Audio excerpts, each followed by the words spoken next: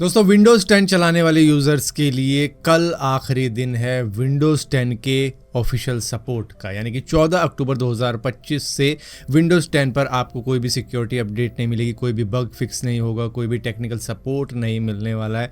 मतलब कि आपका पीसी चलेगा तो ज़रूर, ये जो ऑपरेटिंग सिस्टम है विंडोज़ 10 का जो आपने अपने पीसी में डाल रखा है वो चलेगा, लेकिन उसकी वल्नरेबिलिटी ज़्यादा हो जाएगी, वो थोड़ा सा सुरक्षा में कमज़ोर हो जाएगा। कोई भी उसे पैच नहीं मिलने वाला है। जो भी मान लो कोई एक्सप्लॉइट बनाता है, कोई वायरस बनाता है, वो आपके पीसी में आ जाता है, तो उसको डिफेंड करने के लिए कोई भी आपको सिक्योरिटी पैच नहीं दिया जाएगा, जिसकी वजह से वो थोड़ा सा वीक हो जाता है। और अगर आप पायरेटेड सॉफ्टवेयर वगैरह डाउनलोड करते हो और गेम्स वगैरह डाउनलोड करते हो तो रिस्क बढ़ जाएगा आपके पीसी के लिए हैक होने का, क्योंकि अब आपका जो डिफेंडर है जो कि आपके पीसी में आपको सुरक्षा के लिए डाला गया है वो शायद आपको सुरक्षित ना रख पाए, क्योंकि पीछे से उसको कोई भी अपडेट नहीं मिल रही है, जिसकी वजह से आपको विंडोज़ 11 पे मजबूरन अपग्रेड करना ही पड़ेगा आने वाले वक्त में। और एक चीज़ आप कर सकते हो, एक्सटेंडेड सिक्योरिटी अपडेट ले सकते हो, लेकिन उसको लेने का कोई फ़ायदा है नहीं, क्योंकि उसके लिए आपको पे करना पड़ेगा और वो मिलेगा भी सिर्फ 1 साल के लिए। उससे बढ़िया विंडोज़ 11 पे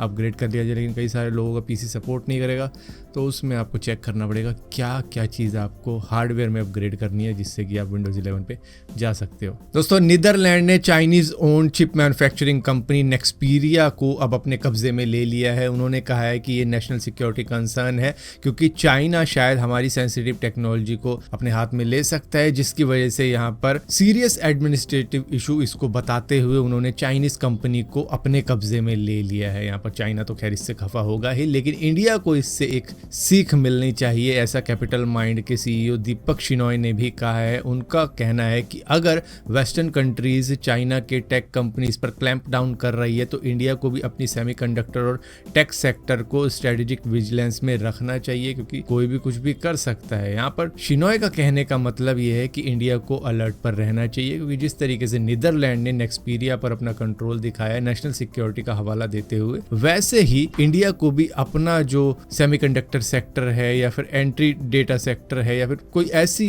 चीज है उसमें किसी भी फॉरेन कंपनी को एक्सेस नहीं देना चाहिए, जिससे कि जो हमारी सेंसिटिव टेक्नोलॉजी है वो कहीं लीक ना हो जाए, कुछ पॉलिटिकल रिस्क ना हो जाए। इसी के साथ साथ जो भी हमारी सेमीकंडक्टर कैपेबिलिटीज है उसका कंट्रोल हमें खुद ही लेना चाहिए, उसको खुद ही बिल्ड करना चाहिए, लोकल R&D ही उसके ऊपर करनी चाहिए। उसका डिज़ाइन, फैब्रिकेशन, जितनी भी चीज़ें हैं वो सब इंडिया के अंदर ही होनी चाहिए और इंडिया के लोग ही उसको डेवलप कर रहे हैं, उस पर काम कर रहे हो। ऐसा सिस्टम हमें तैयार करना पड़ेगा और उसको मजबूत बनाना होगा, क्योंकि जिस तरीके से नीदरलैंड का वो कंसर्न आया नेशनल सिक्योरिटी का कि कुछ ऐसी सेंसिटिव टेक्नोलॉजी लीक हो रही है जिसकी वजह से उन्होंने ऐसा स्टेप लिया, तो वही सेम चीज़ इंडिया के साथ भी हो सकती है। तो यहाँ पर सिक्योरिटी और बढ़ानी होगी हमें अपने इन सेक्टर्स के अंदर। मतलब हमने पबजी को लेके कह दिया कि भैया डेटा चोरी हो सकता है, डेटा चाइना के अंदर जा रहा है, अब वही सेम चीज़ इन सेक्टर में भी हो सकती है, तो हमें उस पर भी ध्यान रखना होगा। दोस्तों NPCI और रेजर पे ओपन AI के साथ में मिलकर एक न्यू पायलट प्रोग्राम पे काम कर रहे हैं जो चैट GPT के थ्रू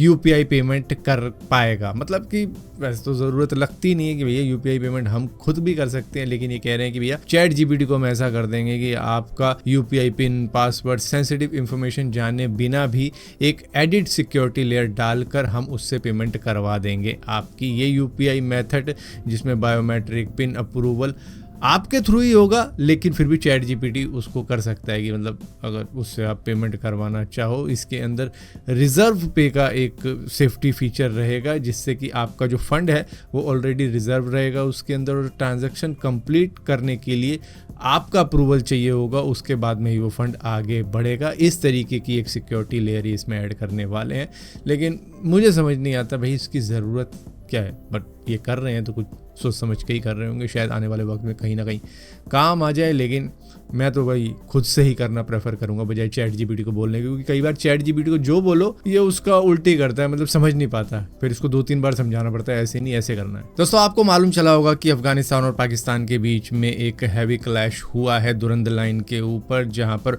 पाकिस्तान की कई पोस्ट पे अफगानिस्तान ने अटैक किया है, लेकिन यहाँ पर पाकिस्तान का क्लेम है कि उन्होंने 200 अफगान फाइटर्स को मार दिया और इसी के साथ साथ 23 खुद के सोल्जर्स गवा दिए हैं। यहाँ पर अफगानिस्तान का क्लेम है कि उन्होंने 20 से 30 तालिबानी फाइटर्स गवाए हैं और इसी के साथ साथ 58 पाकिस्तानी सोल्जर्स को मार गिराया है। लेकिन यहाँ पर ग्लोबल रिएक्शन ये आ रहा है चाइना और यूएस के फोरम में, जो कि ज़्यादातर लोग देख रहे हैं वीडियो जो अफगानिस्तान की तरफ से आ रही है, उनको ही वो रियल मान रहे हैं, क्योंकि पाकिस्तान कोई भी एविडेंस दे नहीं रहा है, कोई भी वीडियो शो नहीं कर रहा है, जिसकी वजह से अफगानिस्तान की साइड ज़्यादा लोग मान रहे हैं कि इन्होंने ज़्यादा पाकिस्तानी सोल्जर्स को मार गिराया है। यहाँ पर डिफेंस पैक्ट साइन हुआ था सऊदी और पाकिस्तान के बीच में कि इन दोनों में से किसी भी देश पे हमला होगा तो दूसरा देश उसका साथ देने आएगा। लेकिन यहाँ पर सऊदी अरेबिया ने साफ साफ बातें ऐसी कह दी हैं जिससे कि ऐसा लगता है कि वो दोनों ही कंट्री के साथ है, और वो मतलब कह रहा है कि भैया फाइट में क्या रखा है, क्या करनी है, फाइट छोड़ो,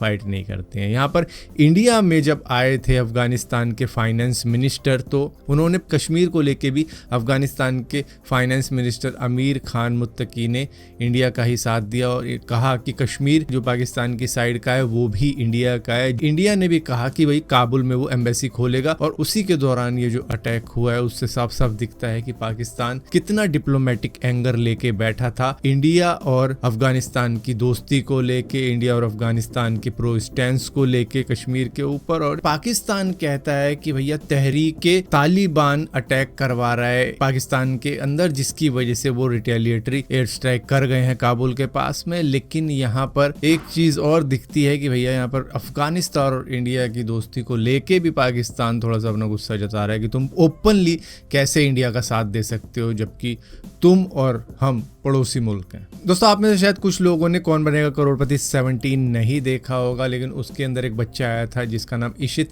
भट्ट था, जो कि अमिताभ बच्चन जी से भी मतलब इतना रूडली बात कर रहा था, जिसको देख के तो खैर मैं खुद शौक हूँ कि भाई अमिताभ बच्चन के साथ में कोई इतनी बदतमीजी से बात कर सकता है। चलो मान लिया मेरे को रूल्स पता है, इसीलिए आप अभी मेरे को रूल समझाने मत बैठना। अच्छा, बच्चा है, लेकिन इसकी पेरेंटिंग किस तरीके से हुई आई डोंट नो।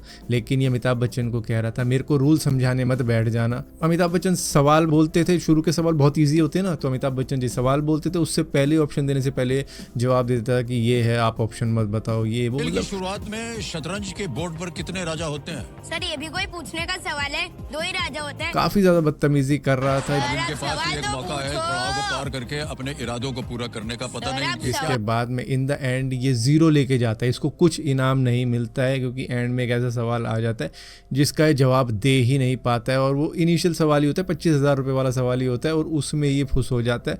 मतलब अमिताभ बच्चन भी पूछ रहे होते हैं हाँ भाई अब तुझे ऑप्शन चाहिए नहीं चाहिए? अरे ऑप्शन डालो। हाँ डालते हैं भैया।